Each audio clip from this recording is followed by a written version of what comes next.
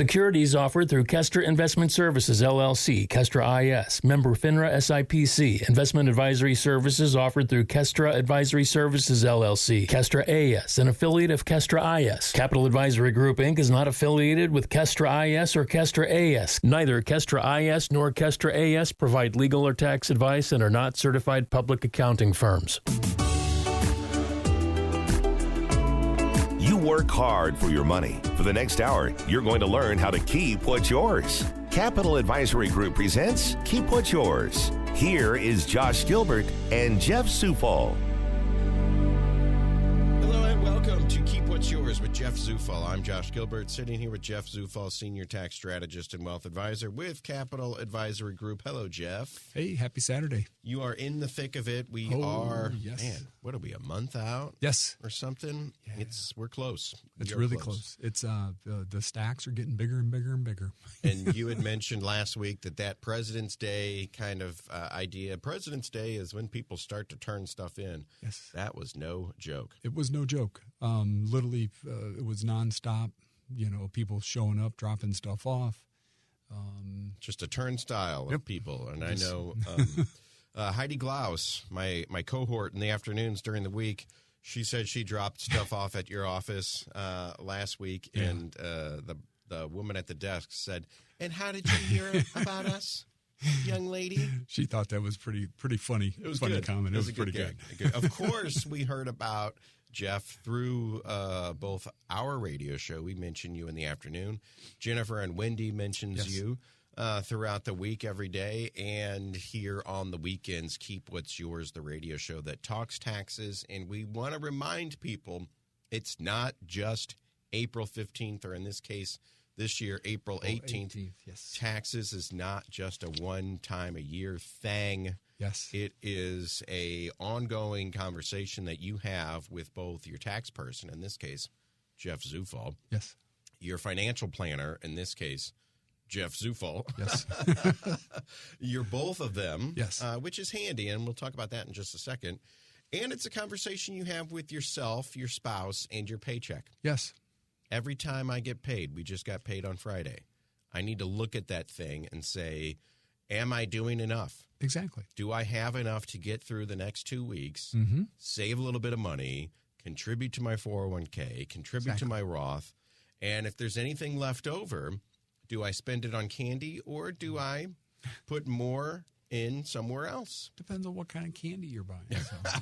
So. Well, this time of year, especially for you, who's in the thick of it, you might need a little candy to get you through the day. There's a giant jar of M&Ms. I mean, it's like a 5-pound thing of M&Ms, and I go buy it once a day, take a handful. I really shouldn't, but I do. Yeah. And it's pretty good stuff. Is it plain M&Ms or you got the peanut? Just plain M&Ms. I think that they should mix in all the different ones. That would be kind of cool. Plain peanut butter, the ones with the pretzels in them. Have you had those? Oh, yeah. Leave the mint ones out. No, mints are little, that's weird. Yeah. It just doesn't go with an M&M. It doesn't. I agree. But Jeff is in the thick of it, so any good tidings you can send his way, mail the candy to Capital Advisory Group out there in Ellisville. Now, what is the benefit of having your tax person also be your financial advisor? I know the answer to this because you are both. Yes.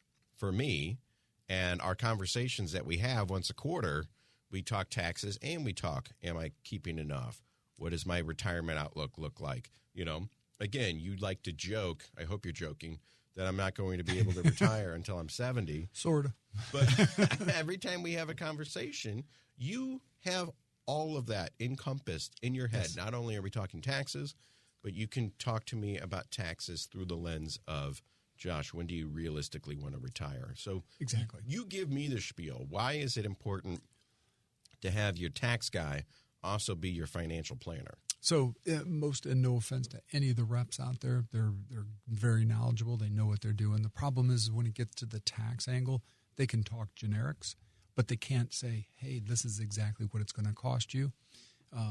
Whereas us as the advisor and the tax advisor, when we start talking that, I can press a couple buttons and go, hey, here's the number it's going to cost you. And this is how we work around it. And it's that simple. Because everything that you do in your financial life will end up on your tax return, just a matter of when. At some point, Yes. if we sock away pre-tax dollars in our traditional IRA, when I go to take it out, I have to pay taxes on it. You know, The question is, when do you convert that to a Roth possibly? Right. So most people can talk generically, but again, at the end of the day, does it hurt you? Does it help you? And if I don't convert it to Roth, and I am forced to take it out at 72, or maybe when I get to that age, it'll be 74. 75. Or 75. Yes, hopefully. When that's that RMD, required minimum distribution. The government says, you've hung on to this money tax-free for long enough. We've got stuff to pay for. Yeah. Give us our money. If I'm not prepared for that. Oh, it's painful. And number one, it's painful. Number two, I think I got $1 million in there. I don't. You don't. What do I realistically have in there? Well, it's up to me. Exactly. On how I go to take it out. Because if I take out too much, I'm paying way more taxes than I legally need or to. obligated to. So the whole idea is you have a plan to save it.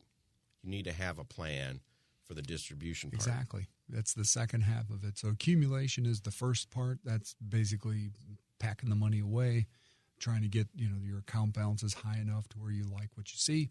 And then the flip side is the distribution side of it. And then how do you do that tax efficiently as you go forward? And that's the question of the day. And it's one of these things where it's like, well, what is my tax liability for my $1 million IRA? The answer is depends. Totally depends. Depends if you're married filing jointly, if you're single, how much money your spouse makes, all that fun stuff. What your Social Security looks like. Do you have a real pension? All those factors come into play. I mean, if I took it out all at once, we're looking at what, like 40%? Oh, yeah, every bit of 40% plus. Plus. So, yeah. And so, and I don't want to do that. I don't want to give half of it to the government. Exactly. But if I took, $20,000 out a year, well, that's then different. I'm not being able to use my money that I spent years saving. Well, so you look at it twofold. It's a withdrawal rate as you go forward, and then you're trying to play that withdrawal rate versus your other income or your other income sources to put them all together to tax bracket plan as you go forward to say, hey, with my Social Security, with my pension, with this money coming from my IRA, will I stay, in a 24% tax bracket? Could I stay in a 12% tax bracket? And that's the question that the math has to be applied to it as you go forward. You play the game, and you are saving it pre-tax now, saying, well, hopefully when I go to take it out, I'm in a lower tax bracket. Well, at some point you have to look at the reality and say, am I in that lower tax bracket? Did I play the game correctly? Yes. And you and me, well, not you, you metaphorically, the people listening, you and me, we can't do that because we don't know the math. But Jeff does. Exactly. So we plug it into a piece of software that tells us, what are your odds of success going forward? And then you take those numbers and put it into a tax return and say, here's the tax that you owe as you go forward. The devil we know versus the devil we don't. Yes. If 5, 10, 15 years leading up to my planned retirement, maybe I do start converting to Roth. So at least I know I've got it out of the way. And the theory today is that if you're high income, the peak earnings possibility today, so we'll say you're at a 24% tax bracket today, that's what you're deferring money at. So hopefully when you get out to retirement, if you could come down to a 12% tax bracket. Now, again, most people will say, hey, I want exactly what I'm earning today. I want that in retirement. And in some cases, you do need that, and in other cases, you don't. Yeah. Just depends upon what your lifestyle is like. If you go to retire and for some reason you're in the 30% tax bracket, though, then you played the game wrong. Yes, you're doing okay, but you're still it's wrong. It's wrong. So you just have to figure this stuff out, and it really boils down yearly. What are we looking at? And let's get a 5, 10, 15-year plan. But it really boils down to every time you get paid because that's is income. Little increments at a time. Mm-hmm. That's what you're looking at. So you might not want to take a micro look at it like that, and every time you get paid, have new numbers in your head. No. But technically, that's what's happening. It's going on the ticker. So you might want to say, well, I'm going to put everything in a Roth and pay the taxes now and not have to worry about it. And that's cool too. But Jeff always tells us you want to have different buckets of money. Exactly. You want the bucket concept, which is taxable, tax deferred, tax free. So the taxable is just regular everyday brokerage accounts, but you have access to it. You'll pay interest income, dividend income, possible capital gain, capital loss, but you have access to it. Tax deferred is your IRAs, your 401ks, stuff that you're going to take a tax deduction for today, put it in, it's going to grow tax deferred, and you technically can't get it until you're over 59 and a half, and typically we'll pay tax on it at a later date. Yep. And then tax-free is your Roth. The game is played, the rules are made by the government, and Jeff is your referee. Exactly. Technically, he's the coach and the referee. And he'll call all the balls and strikes, and you say, well, I want to do X, Y, and Z, and he'll tell you if that's even possible. Yeah. But the last thing you want to do is go in at 65 and say, I want to do X, Y, and Z, and have Jeff tell you, well, it's too late for that now. Not so much it's not too late, but you don't have any options. Most people we will see, they come in and all they have is a tax-deferred bucket, and that's it. And they have millions in there. That's your 401k, but that's the only savings that they have. Yeah. So there is no option in a sense other than to take that money out, convert it to a Roth. But it takes time to do that as you go forward. Yeah, because you can't take too much out, or else you're now paying 40% plus taxes. Exactly, and the odds are down the road, way down the road, taxes are going to go up. Anybody that looks at the landscape today and goes, "Hey, taxes will probably go down in the future," needs to look a little harder. The dollars they need to take a look at our national deficit. Exactly. The dollars that have been spent by both parties in the last 4 years is just astonishing. Unheard. We did go through a pandemic. Some of that stuff really helped to keep us afloat, but it still was dollars that were borrowing against borrowing. So they're probably going to raise taxes at some point. So maybe you should keep that in mind when you're looking at 5, 10, 15, 20, in my case, 40 years down the road. 43. Yeah. Boy, Jeff, he's got me pegged. You're 74 now. Yeah, I'm retiring at 83. Let's go to commercial break, but when we come back, big news about banks. And Jeff's going to explain it to us. I heard you talk to Jennifer and Wendy through the week about it, and I was like, ooh, let's do that again on the weekend. Sure. Just in case people weren't able to listen to it. It is Keep What's Yours with Jeff Zufall. The name of the book, the name of the show. Jeff's got a book called Keep What's Yours. You can go to the website, CapitalAdvisoryGrp.com, and click on the button, give me my free book. Yeah.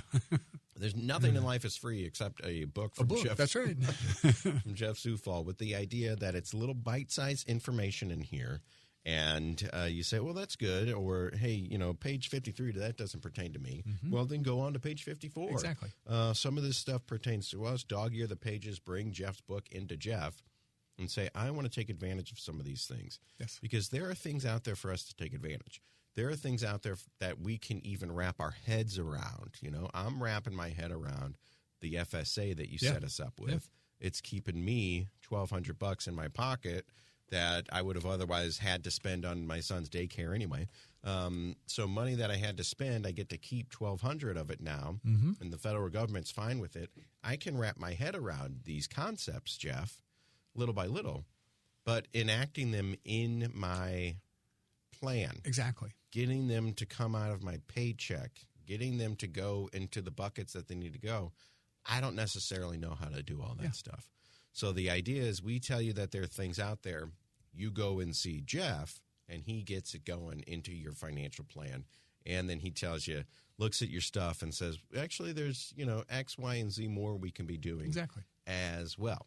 That's the point. That's the reason why we're here, keeping more of our money on our paychecks, in our pocket, in our retirement accounts, and less going out to taxes to the federal government. That's the name of the game. Give Jeff a call, 636-394-5524. Visit them at CapitalAdvisoryGrp.com on the website. and the buildings in Ellisville, and there's a big bucket of M&Ms. Yes. waiting for you. You got to hurry, though. I'm going to eat them all for Yeah. us. Get some of those pretzel M&Ms in there. They're pretty good. You should. We'll go to commercial break talking banks on the other side of this. What's a good old-fashioned bank? I don't have your money.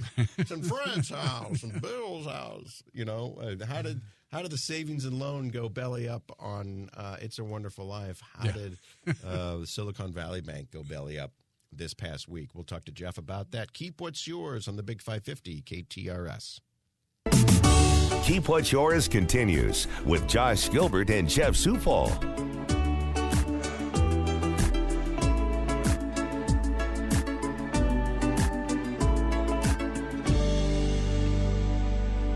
Back on the Big 550 KTRS, back to Keep What's Yours with Jeff Zufall. My question, Jeff, for you is banks run on them.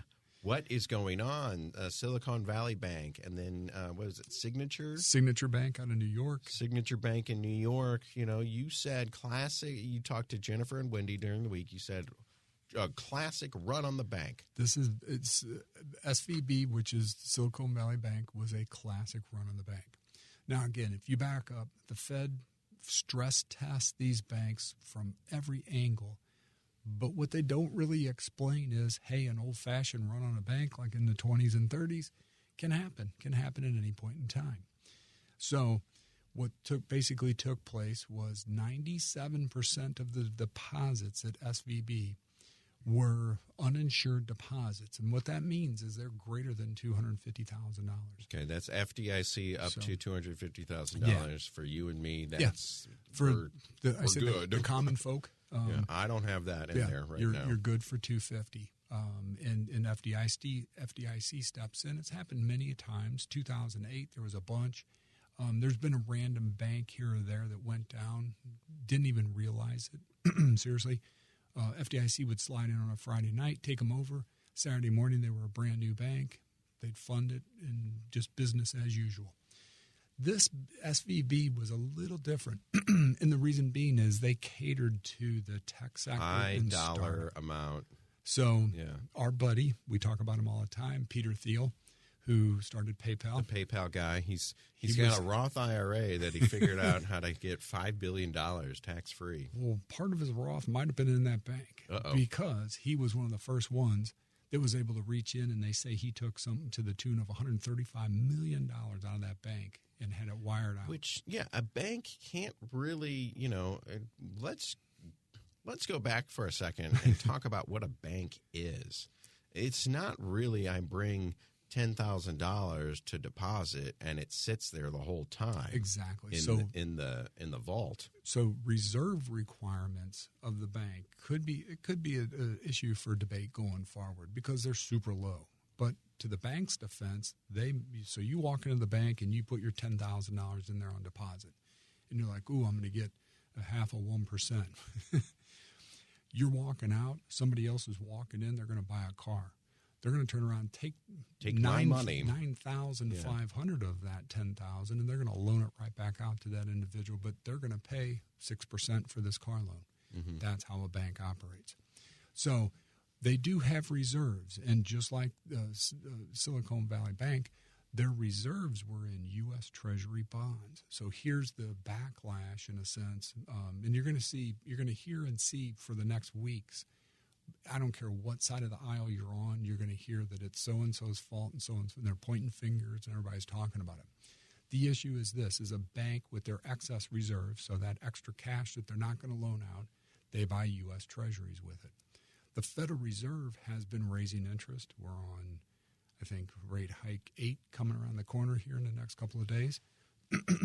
And so what takes place is every time that they raise rates, the U.S. bonds that you own, the Treasury bonds, lose value. So bonds work inverse of interest rates. Every time it goes up, the price per bond drops. You make more of a yield, but the price still drops. So Silicon Valley Bank has a run. They got cash sitting in a drawer. The run shows up. These people are asking not for $250,000, but $137 million. Yeah. Roku, which is the TV, had $117 million in there. And they wanted it all. And they want it all, and they want it now. So when that happens, their cash on hand goes out the door. And then as the redemptions get bigger, they have to go and literally sell their treasury bonds in the open market, but they're taking a loss on them because they've gone down in value. Oh, man. So it's like a double whammy. And when those bonds are gone, boom, the bank's insolvent. And that's exactly what took place. So what causes a run on the bank? I can't imagine that this is just a coincidence that Peter Thiel from PayPal and Roku were just like, oh, we just so happen to need $150 million this week. So someone saw smoke somewhere, and they won't say who, and somebody else yelled fire. And literally it was game on. And that's exactly how it starts. Me as a person, if someone said, hey, Josh, your bank might not have enough money when you go to take it out, I'd be the first person there. Exactly.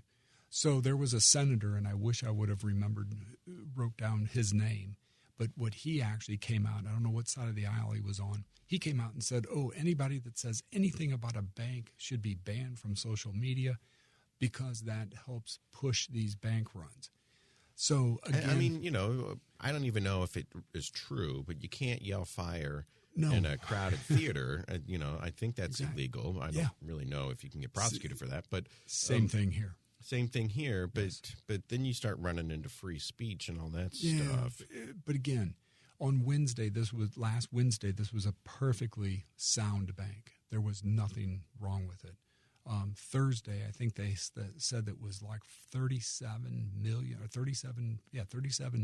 of redemptions in an afternoon. So when you start looking at that, that's huge dollars going out the door. Again, this wasn't your average bank, so they didn't cater to the average Joe. These are major corporations, and then the Federal Reserve is basically going to backstop. And so FDIC only covers $250. And so if you got $117 million sitting in the bank, but yet the feds are going to back your money, you go, whoa, wait a minute, that's not fair. But here's the bad side of it. Let's say the Federal Reserve came in or the feds came in and said, we're not going to back it. They're on their own. Have a nice day. We're not going to bail anybody out here. Exactly. So Roku's $117 million they got sitting there. Was that payroll? Was that to pay vendors? Right. You don't know. And it probably was. So the chain reaction is if they don't back that bank, literally then nobody gets paid. That's a huge issue. The vendors don't get paid. Yeah. So now you have Wall Street sub-companies. just hit Main Street. And it just starts the snowball effect. And that's what happened in 2008. Literally, it was a credit freeze. One bank looked at the other bank and said, we're not loaning you money overnight. Have a nice day. Boom. And it was game on. And the whole system is set up on people loaning money out, Yes. money exchanging hands freely. Yes. And if people start, closing the vaults and tightening their grip, Becomes a huge issue. Yeah. Huge issue. And then Signature Bank, basically out of New York, had the same issue. Signature Bank out of New York is one of the biggest crypto. Not that they deal in it, but that's where the money flows through. So you put your money at Signature. Signature then wires it back off to one of your different cryptos that you're buying. It's the exact same setup. So, again, it was a run. There's a couple other banks. And you say the average person, honestly, really won't see the effects of this. But where they will see it is if you got money in the markets, anything in the banking sector and or the financial sector, your 401k, your IRA, your brokerage account, you're going to see a hit because the share prices of even J.P. Morgan, U.S. Bank, some of the big regional banks dropped 25, 30%. yeah. But my retirement only takes a hit if it goes down and I take it out now. If you sell it, it's a real live loss. Mm-hmm. So again, the bulk of these banks, are financially solvent. It's not that they don't have the cash on hand. Now again, if you went to the bank and you walked to your local bank and you went in there tomorrow or Monday and said, I want $10,000 cash, they'll say, oops, sorry, we don't have it. We have to order it for you. It'll take a week to get it because that's the reserve level of the banks. They don't carry much cash. Mm-hmm. I mean, they really don't. So when we get into this cashless society where everything's on a card It's all computer transactions. So again, at the end of the day, not many people walk around with a wad of cash. They can wire it, just like when I went to buy my house. They can wire Exactly. it, but if I wanted cold hard cash, It they might really have doesn't to, exist. Yeah, they have to get a Brinks truck scheduled. They'll to drive schedule it, over. and it's like secret, and they'll say, "Oh, we'll call you when the truck shows up." Yeah. Don't tell anybody. And don't tell anyone that you're coming here. And weird stuff. You're like, what? Well, let's go into U.S. Treasury bonds, and I don't want to get too deep into this, but interest rates are going up, so the bonds are going down. But what happens if this bank run happened 2 years ago? What happens if this bank run happened 2 years from now?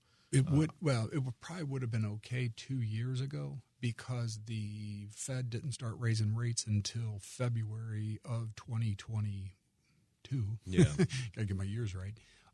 So we're just a little bit over a year of the increase in the interest rates. So a year ago or a year and a half ago, those bonds would have been at market or at par. So they wouldn't have taken the hit. I think they said it was like a $35 billion hit by selling those bonds in the open market today. So again, the trick is when the Fed raises rates, it is inverse to the share price of a bond. It will go down in value. But if you own a 2-year treasury, and as long as you hold it to maturity, it will come right back up to where the par or the value you bought it at, and it's a no-brainer. It's super simple. But these bonds were, these were 10-year bonds these or were, something? I well, heard. they didn't really say exactly what they're sitting on, but we're going to assume that it's a 5-year longer bond. So it had a little bit more to go to maturity. Yeah, but they were forced to sell. They were forced to sell them. They didn't have a choice. Before they hit maturity, and that's where the hit came. Exactly. Well, I mean, that makes sense to me. Yeah. What causes a bank run? I guess they're still kind of looking into it. Someone saw smoke. Somebody saw smoke. They haven't said who. Somebody saw smoke. It could have been something they saw in a financial. It could have been something that somebody said, and somebody else yelled fire, and literally it was game on. Everybody ran. And Roku and Peter Thiel first in line. Oh, yeah. All right, well, that makes sense to us, and how that pertains to Main Street.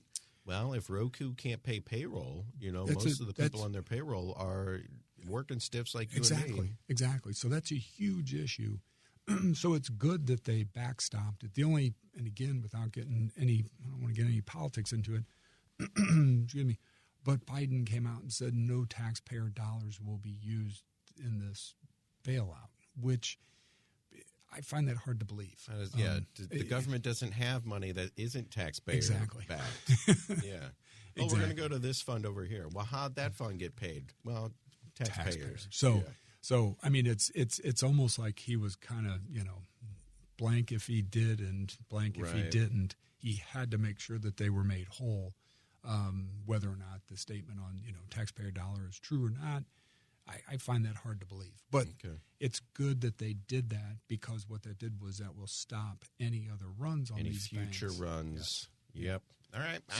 Well, it makes sense to me. And if anybody needs any further explanation, give Jeff a call. Oh, give me a call. I'm sure he's got plenty of time to talk about this stuff. Sure. We're a month away from tax time, but he can make time for you. 636-394-5524, CapitalAdvisoryGrp.com. And if you do need an extension, let's get into it in the next segment. But if you do need an extension, you can file for that. If you do need a payment plan, you can make a payment plan request. But just don't forget about your taxes. No, don't. Please don't. Pretend, well, I don't have money to pay for it, so I'll just pretend that it's March 15th and not April 15th.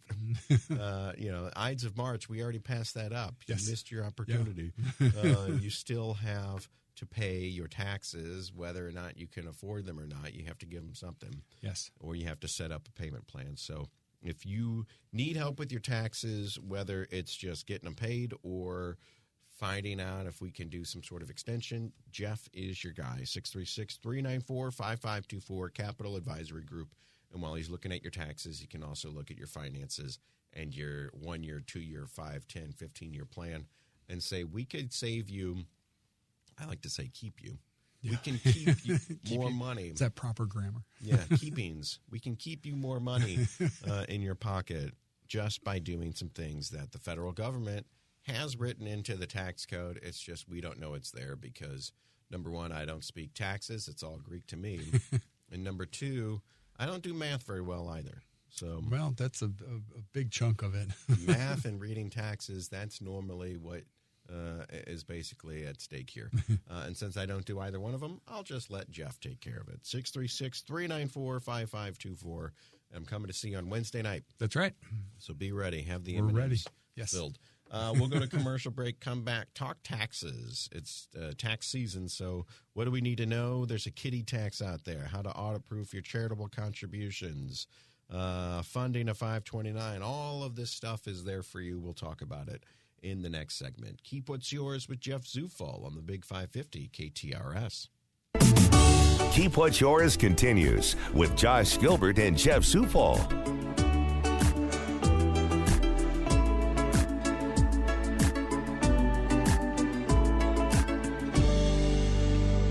Back on the Big 550 KTRS, back to Keep What's Yours with Jeff Zufall. And Jeff, let's talk taxes. It is tax time. Let's get into the nitty-gritty as someone. Are people still, like I haven't come in and seen you, but I'm doing it on Wednesday. Yeah. But I've got stuff prepared. You know, you sent us the checklist. We did our taxes with you last year. So we got a thing in the mail saying, here's what we need this year. We're going to be ready to go. Yeah. But do people still come in on April 10th and say, hey, can you do my taxes? Yes. You know? And they get an extension. And they get well, so okay, I think, that makes sense. I think ours is, don't quote me on this, maybe April 7th, Monday the 7th, if we don't have everything in technically. I mean, we'll do our best to get it filed for you, but kind of expect to get an extension. Yeah. And there's nothing wrong with an extension. It doesn't.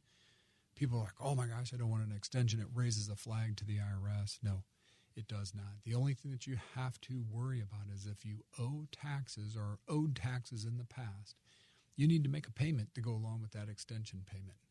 That just keeps them from dinging you for underpayment penalties or failure to file or anything like that, or failure to pay.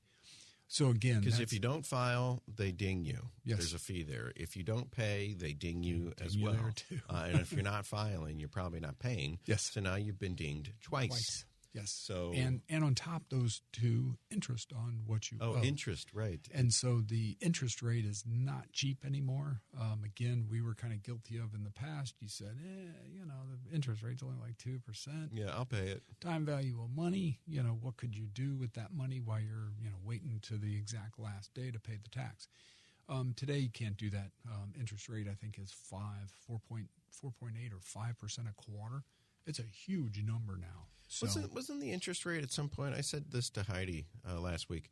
Wasn't the interest rate negative at one point? Technically, it was in the past couple of years. In the past couple of years, probably 3 years ago, it technically was negative, but you cannot publish a negative interest rate. But it was zero. So if I didn't pay the government, negative interest rate means they were paying me money. No. Good try, but right. It was still like 1.5 or 1.2% a quarter. But when you get a zero interest rate, that's still kind of big. But again, time value of money, what could you do with your money while you were kind of waiting until the drop dead date that you had to pay it? It was like, you're okay. Today you cannot do that. No. Because you can't make money in the market. Well, I shouldn't say that. You can't make the money that we used to make in the open markets on a consistent basis. It's very, very spotty now. And so, again, with a 5% interest rate on a quarterly basis, that turns out to be a lot of money at the end of the year. So pay the tax. Pay your taxes. Yes.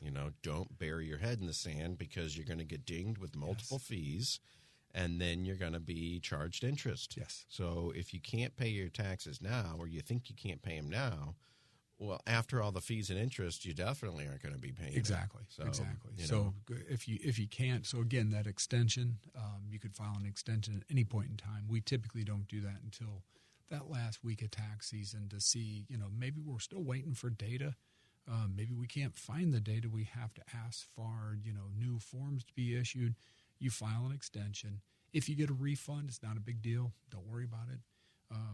But if you owed, or we think you're going to owe, we'll have you pay a little bit with that extension. But extensions they're not bad. They really aren't. They're there for a reason, and that is to round up paperwork. They don't make you look lazy. They don't make you look, No, not the at all. government doesn't care. No, as long as by that extension time, the return is filed correctly with all the payments. Yep. Tell me about the kitty tax. Yeah, so This is kids, not cats. Yeah, not cats. Can't deduct your cats. I'm sorry, nor dogs. So this is something that's out there. So a kitty tax, what the concept behind it is if you have a child under the age of 19 or a full-time student under the age of 24, basically they can earn $1,150 of what's called unearned income, which is not where they don't go work for it, but this is dividend distributions, capital gains, interest. And basically, they do not pay tax on that $1,100, $1,150. But if they make more than that, then the kitty tax flips and it becomes whatever the parent's tax bracket is. So kind of a little trick, if you could play this right, that you take money, put it in your kid's name, not like they're going to take off and go buy a Harley when they're younger. Right. And you don't have to pay tax on it. It's that simple. So you could make earnings of $1,150 or $1,150 as you go forward. So just kind of a cool little thing you could use to your advantage, as you go forward. And again, this is I mentioned this last segment. This is something that's out there. Mm-hmm. It stays within the guardrails of the United States tax code. We're not doing anything illegal at this point. Yeah. But to do this, number one, I didn't know it existed. Number two, I don't know how to do it. To play the game. I don't know how to put it in action in my own accounts. Yeah. So it's $1,150 is you don't pay tax on it. The next $1,150 is taxed at 10%. So you're basically at $2,300 going forward. Yeah. But $2,300 and more, or above $2,300, is taxed at the parents' rates. Okay. So it's a matter if you kind of know dividend rates of maybe a stock, maybe a mutual fund, park some money, go from there. All right. Use your kids. Yeah, Finally, exactly. they're paying off. Audit proofing, charitable contributions. Yes. So the big picture. So one of the big things is in the past, and we've talked about this, you had what's called a non-itemization charitable contribution. So basically $300 single, $600 married, filing jointly. You got that deduction. That was kind of a COVID thing, and it's been taken away for 2022. Doesn't exist in 23. So if we used it last year, we're not going to be able to use it this year. Exactly. If you're counting it as, we'll do that thing we did last year. Yeah. Well, now your tax return's not going to be as big as you thought it was going to be. Exactly. And so that's one of the things that is causing refunds to come down, is people were kind of counting on that. But this one is if you itemize and actually have these, we see it, people send us all their receipts for their charitable contributions and, all this stuff. But what you're trying to do is audit proof those deductions. And so basically what you want to do is any cash gifts that you give away, you want to be able to substantiate it. And what I mean by that is have a canceled check, have a credit card statement, an ACH debit out of your bank account, something that shows that receipt. Not just say, hey, I gave $1,000 to charity. Have some proof. And keep that proof. And so you get to give away 60, or it's limited to 60% of your adjusted gross income. So you would be able to take a deduction up to 60% of your adjusted gross income for charitable contributions. And then anything that's left over will be drug out over the next 5 years that you get to use it up. So if you made $100,000 and you gave $100,000 away, you only get to use $60,000 this year, and then the other $40,000 would carry forward over the next 5 years until it's taken care of. But again, gifts over $250 or more, you need a letter from that charity saying that no goods or services were offered, so on and so forth, and that is real deal. You need that in your files. And then as you go forward, if you have a property, so if you give a car away, I saw that you can give your boat away. Right, cars, boats. There's the Goodwill sign that says donate your car. Yeah. I know a lot of places want you to give them your old car. if it's over $5,000, it's over $5,000. You need an independent appraisal, and there's a form that goes along. Oh, this boat's worth $40,000. Exactly, I just gave it away. So this boat with a hole in it, yeah, it floats as long as it doesn't go water. Right. But yeah, so the concept on that is you need a third party independent appraisal. And you also need a receipt from Goodwill, whoever you give it to, with like the VIN number, what they think they can sell it for, etc. And that all has to go in your tax return. And this is obvious. They need documentation. Yes. Okay. Yes. You can't just honor system some of these things. Yeah, because otherwise everybody would be giving cars away yearly. We gave away three $40,000 boats last year. Wink. Yeah. Okay. But again, you got to be able to itemize. So we see every once in a while somebody that can't itemize gives a car away. That's great that they did it, but you're not getting a tax deduction for it. Just the kindness of your heart to give that away. Yeah. So.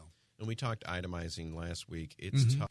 I wish I had that kind of loose income lying around. Let's talk 529 plans, because I got a kid. You had kids. Yes. They're all grown now. One blew through all the 529 money, though. So what is the 529? Let's just go back to the beginning and talk about what that is. Yeah. So 529 plan is a program. It's state sponsored. So each state has its own sponsor, if you want to call it that. But it's good nationwide. So you put money into it. It's after-tax money that goes in. The state of Missouri will give you a 5% state credit for putting money in up to $16,000.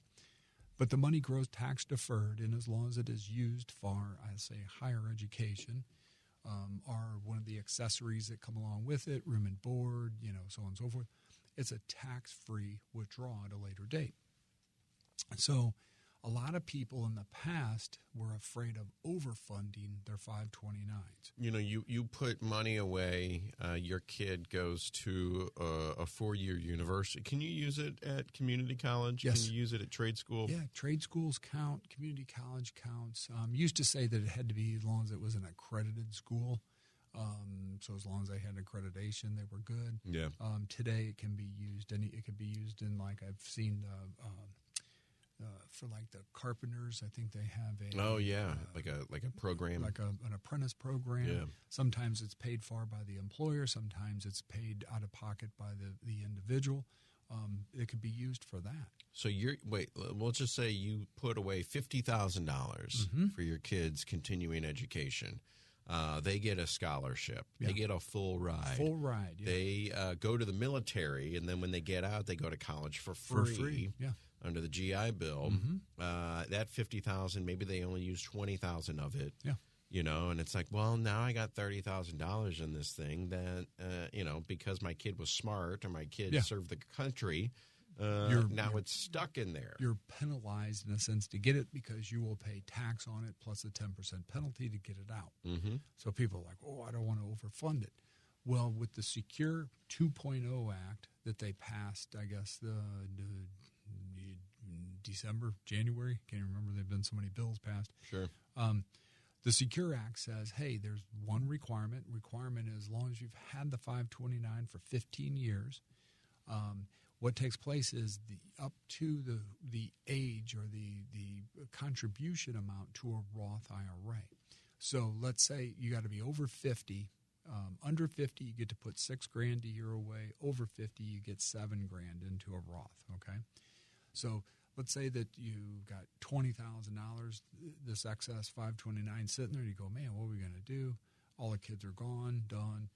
You could take $6,000 a year and have that moved over as a contribution to a Roth for the student or the beneficiary of that IRA until up to a $35,000 max.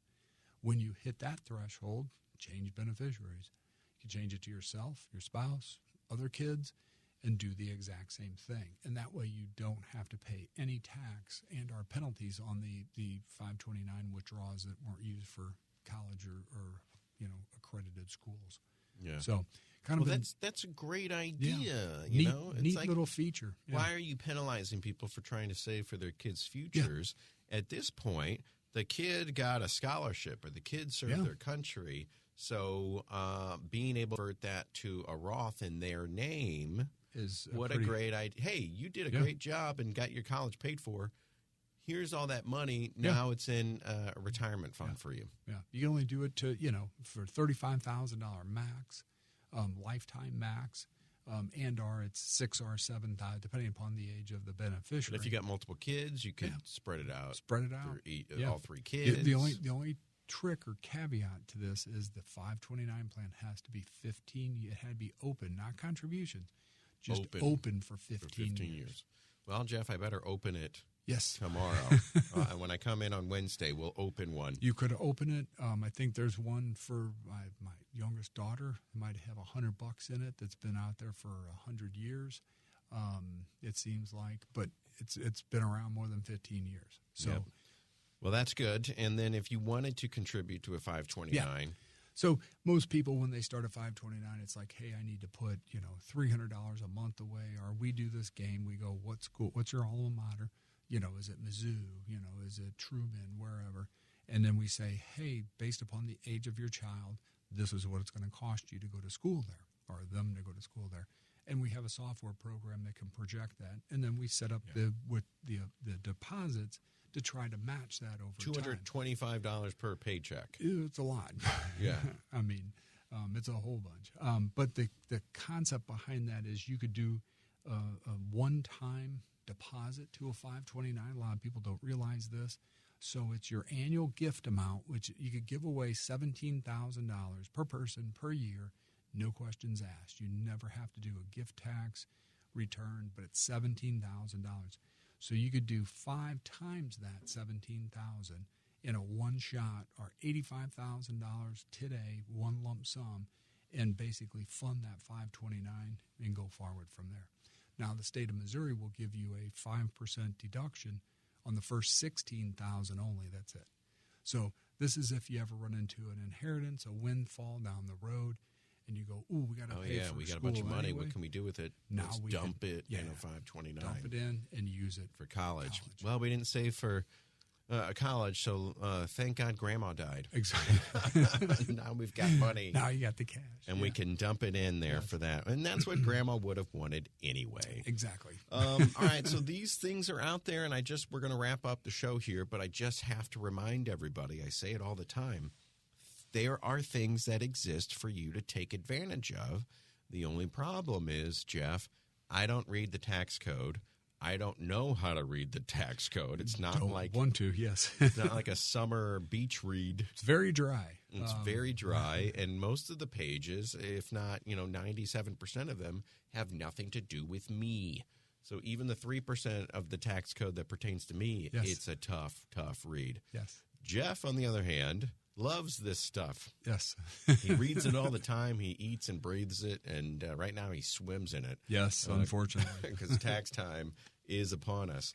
So we don't know that these things even exist, let alone how to properly use them. Yes. That's why we need a person like Jeff, senior tax strategist, wealth advisor with Capital Advisory Group. We mentioned earlier in the show how beneficial it is to have your tax person also be your financial advisor. Yes. Jeff does it. Who's my tax guy? Jeff. Yay. Who's my financial guy? Jeff. It's one-stop shopping, and on Wednesday night I'll come and see you out in Ellisville. Capital Advisory Group, CapitalAdvisoryGrp.com, and the phone number is 636-394-5524. Jeff, thank you so much. Thank you. See you next week. Hopefully we all know what a bank run is now. Yes, and never experience it. It's in Fred's house and Bill's house. Yeah, hopefully we never have to live through it. Thank you so much, Jeff. We'll see you next week. Thank you. You've been listening to Keep What's Yours with Josh Gilbert and Jeff Zufall, Senior Tax Strategist and Wealth Manager at Capital Advisory Group. To learn more, call 636-394-5524 or visit CapitalAdvisoryGrp.com.